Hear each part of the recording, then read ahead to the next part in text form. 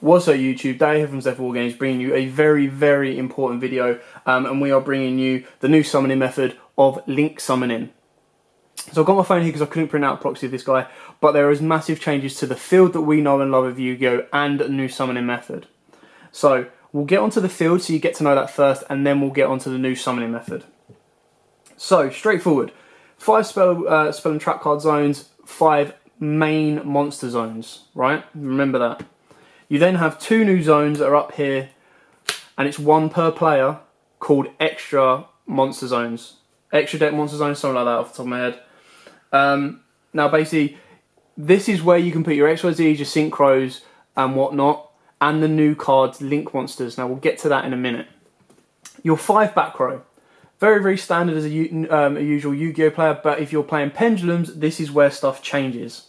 So, your left and right foremost spaces now become your pendulum scale zones.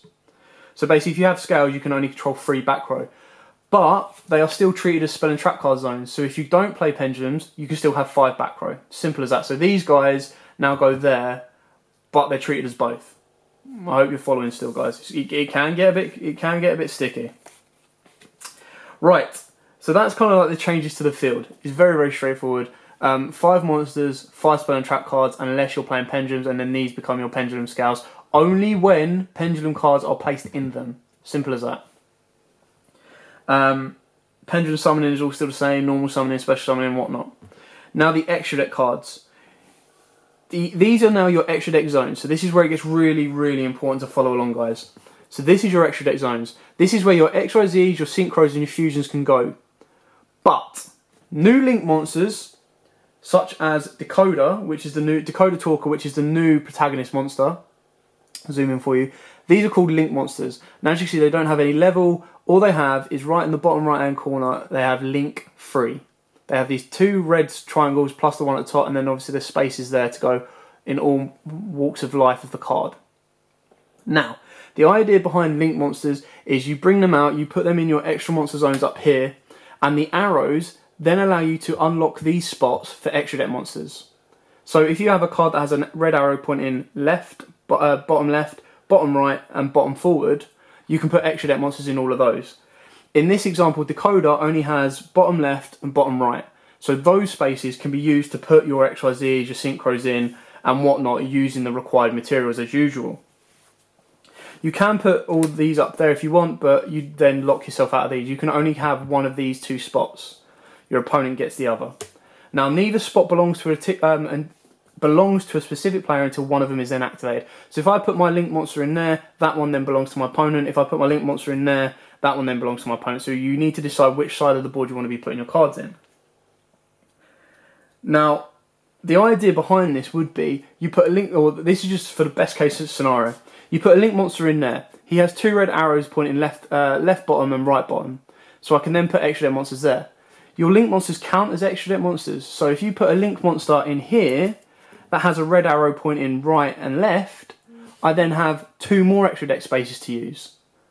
So you see what I mean? You're building up your board. You're unlocking these for extra deck spaces, which means it could possibly slow down OTKs, FTKs, and whatnot, because it makes the game slower, makes it last longer, makes it more enjoyable. So there's not just games that are lasting 2 minutes. Right. I should mention these monsters up here, so your link monsters, your extra deck spaces, whatever, they cannot be put into defense mode and they cannot be flipped face down. They always stay in attack. So for example, if you target with Book of Moon, you can't target it with Book of Moon or Quaking Mirror Force or anything like that. They'll always stay where they are. If my link monster is the only card on my field, my opponent still needs to destroy that before it gets to me directly. So it still counts as a monster. Basically, you now have 6 monster zones in effect, basically. What else? I just hope you're following up. If you do have any questions, and I do apologise because this is all new to me as well, and I'm trying to get my head around it, just like pendulum summoning was. This is going to be the exact same thing. So basically, yeah, link summoning is a new thing. If you're a pendulum player, you now have 3 back row instead of 5 because these are now your scales. These are your normal monster zones. You cannot put extra deck monster zones unless your link card allows it. Oh, here we go. I've got Decoder Talker's Effect. So Decoder Talker's Effect, 2 or more effect monsters is how you make it. This card gains 500 attack for each monster linked to it, so he'll gain an extra 500 for each of those. When an opponent's card effect is activated that targets a card you control is activated. Sorry. When an opponent's card effect that targets a card you control is activated, you contribute one of your monsters linked to this, negate the activation if you do destroy it. Very, very, you know, it's a little bit confusing. Right. So how do you get your link monsters out? Okay, so Link Decoder had link 3 in the bottom left hand corner. So there's 2 ways of getting it. You can either use 3 effect monsters or use a link 2 effect monster and 1 effect monster. So it's kind of like I'm trying to figure out best. It's like your tribute summons and whatnot, but you basically send them from send materials to the grave equal to the link number. It's still very. So I'll read this whole paragraph out for you. So you look at the distinctive link markers, use these markers to develop brand new strategy. So obviously if I'm putting my link marker there and he's got 2 coming there, I can only put them there and there. If I put him there, I'll be able to cover those 2 spaces. Right, there are 2 ways of link summoning. Send materials to the grave equal to the link number. You can link summon something from your extra deck by sending the same number of monsters that meet the material's requirements written in the card's effect box, whose total numbers equal the link number from the field to the grave. So it's like poly, well, not like exactly like poly, but they have to go from field to grave. Decrease materials by using link monsters. So if for example, if this is a link 2 in my hand, and that's a link 3, this is in my hand, that's a link 3, I can discard that and an effect monster to get my link 3 out.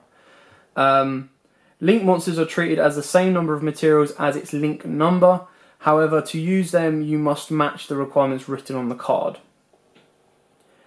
Right, that's pretty much it.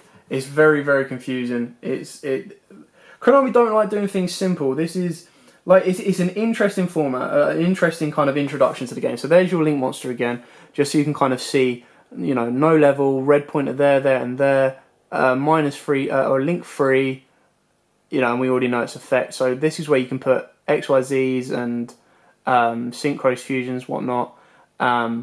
Yeah, and go from there. I'm assuming these guys can be destroyed. If you attack it, they're destroyed.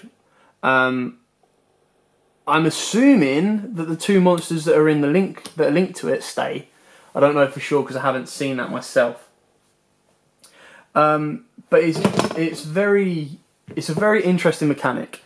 It's a very interesting introduction. I don't expect we'll see this in the TCG right away. I think it's going to take some time to get to us. But it'll be interesting to see how it changes the game. There's speculation that stuff that doesn't rely on extra deck as much will be quite strong. So like Dark Magicians, Infernoids, Dark Lords, stuff like that. But again, when this deck comes out, or when this format comes out, who knows what we're going to be having? Like, we don't know what our format's going to be. All you need to know is mats are now having 2 extra spaces, which sucks, but hey ho. Your extra deck summoning is limited. Your back row, if you're a pendulum player, will be limited if you put your scales there.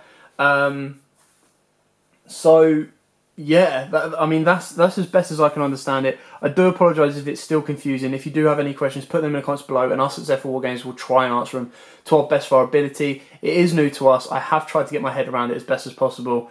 And like I said, link monsters are the new thing. They then allow you to have access to your extra deck using spaces here. Your extra deck monsters can go there, but you'll only be allowed 1 extra deck monster until it's destroyed. Yeah, that's it. If you can make it clearer to me, then please do so. I'm teetering on the edge of understanding. Until I play it and get to know the format and the way it's going to go, I'm not going to fully understand it. Now, obviously, the difference between pendulums is pendulums were rather simple. You just put a scale left, a scale right, and you get a full board.